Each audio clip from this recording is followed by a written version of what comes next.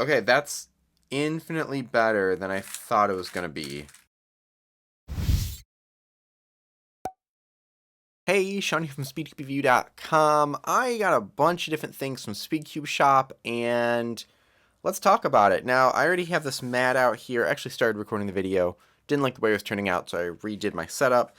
But I mainly want to talk about this. So this is from GanCube. Now, it's a very unassuming box because it's part of their Monster Go line. That's kind of cool. And while I usually ignore some of the Monster Go stuff, I like their Swift Block line. I feel like a little bit nicer.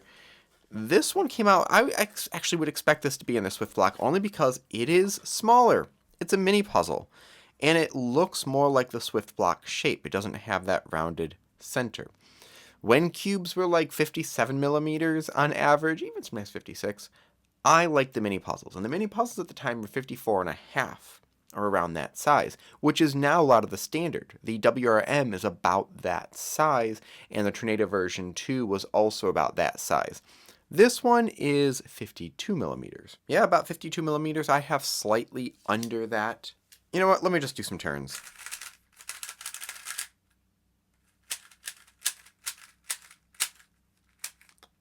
Okay, that's infinitely better than I thought it was going to be. This, I looking at it, it looked like something that was just going to be purposefully made more simplistic. Ah, foreshadowing. But that turned great. Can I get that center cap off? Wait, can I get any center caps off? How are the center caps on? Okay, no magnetic core, but is there an edge?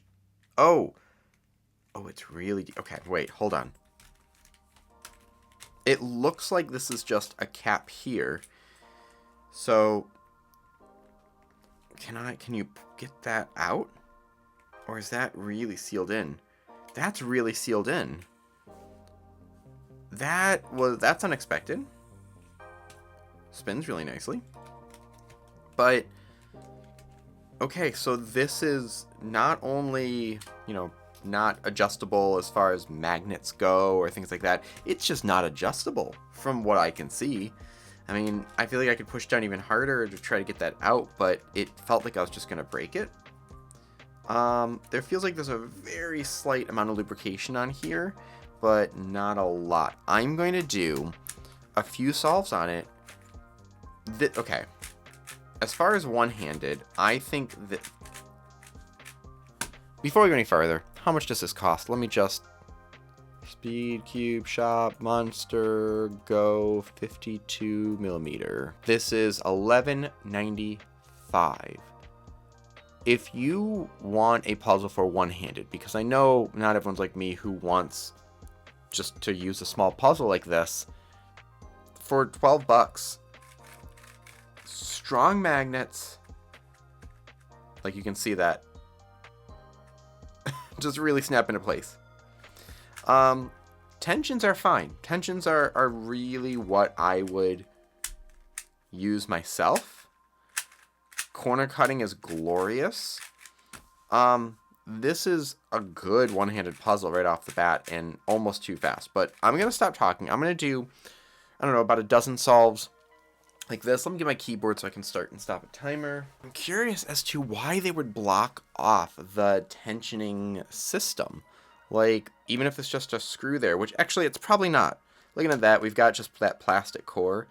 It might just be that it locks into place and like there's just a spring underneath. So maybe there is nothing to adjust with it. It probably saves manufacturing time and... Let's go to grams. 64 grams, so it's extremely light.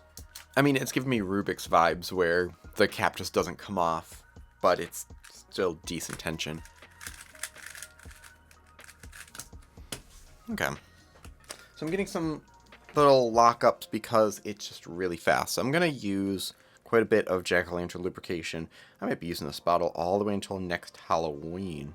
I mean, not if I use this much every time.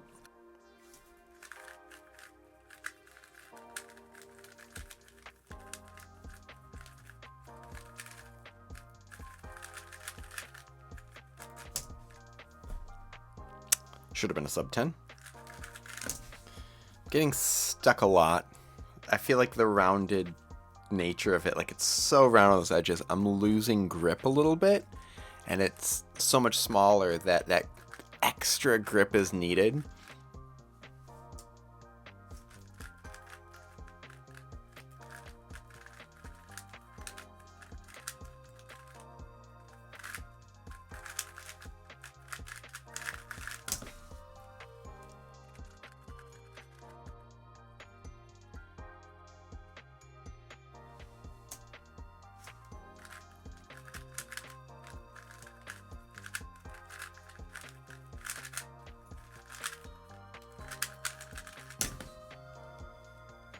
Okay, this is a fun puzzle.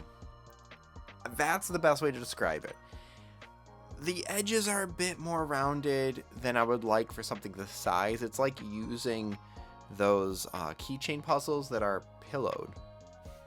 It's already hard enough that they're keychain puzzles, but now they're pillowed. Magnets are strong. Performance is fantastic, though. Performance, yeah, this reminds me more of the Swift block than Monster Go. But for what it is, I'm really happy with it. That's what I'll say. And for one-handed, this might be what I'd use. I might still use the mini GAN because it's 1mm more, but it has a little bit sharper edges, and so I can grip a bit more. But it's fun. I can get similar times on it. I just need to practice with that size. Other than that, though, it's at SpeedCubeShop right now. So link in the description. Click that. Help support the channel as well. Thank you very much for watching. Hit like, subscribe for more content like this in the future. And as always, keep following SpeedCubeShop for more news and reviews.